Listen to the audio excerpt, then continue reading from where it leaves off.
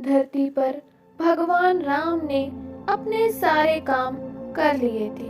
अब उनकी मृत्यु का वक्त सामने आ गया था। ऐसे में यमराज ने एक साधु का रूप लिया और राम के नगर पहुंच गए।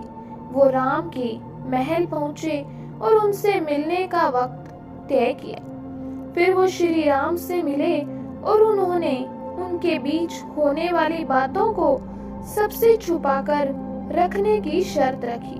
साथ ही यह भी कहा कि अगर हम दोनों की बातों के बीच कोई भी आएगा तो दरवाजे पर खड़े द्वार रक्षक को मृत्यु दंड यानी मरना पड़ेगा।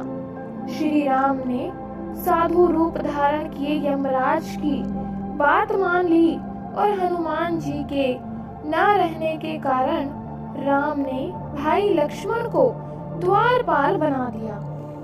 फिर यमराज अपने असली रूप में आए और बोले, भगवान आपका पृथ्वी पर जीवन पूरा हो चुका है। अब आपका अपने लोक लौटने का वक्त आ गया है। यमराज और भगवान राम के बीच बातचीत चल रही थी कि उसी वक्त दरवाजे पर ऋषि दुर्वासा पहुंच गए। उन्होंने लक्ष्मण को दरवाजे से हटने को कहा और अंदर जाने की जिद पर अड़ गए। लक्ष्मण ने मना किया तो वह श्री राम को श्राप देने की बात करने लगे। लक्ष्मण काफी परेशान हो गए। अगर श्री राम की बात नहीं मानी तो उन्हें मरना पड़ेगा और अगर ऋषि की बात नहीं मानी तो श्री राम को श्राप लगेगा। इस स्थिति में उन्होंने एक मुश्किल फैसला लिया और ऋषि को अंदर जाने दिया। बातचीत के बीच ऋषि को देख भगवान श्री राम चिंतित हो गए कि अब उनको लक्ष्मण को मारने की सजा देनी होगी। ऐसे में भगवान राम ने लक्ष्मण को नगर से निकाल दिया।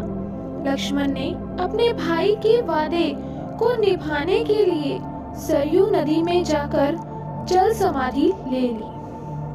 लक्ष्मण के बारे में जानकर राम बहुत दुखी हुए। फिर भगवान श्री राम ने भी जल समाधि लेने का फैसला किया। श्री राम भी सरयू नदी में जल समाधि लेने के लिए निकल पड़े।